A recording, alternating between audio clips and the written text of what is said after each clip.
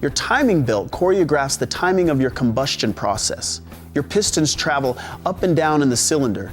Intake valves open at the right time to let in air and fuel. They close at the right time to allow the fuel to burn, and then the exhaust valves open at the right time to let out the exhaust.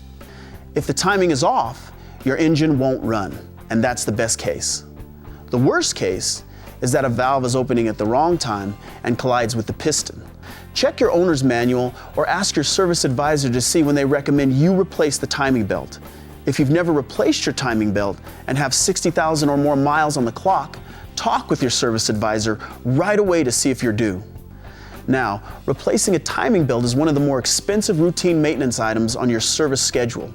But not replacing your timing belt can lead to some of the most expensive repairs you're likely to ever have.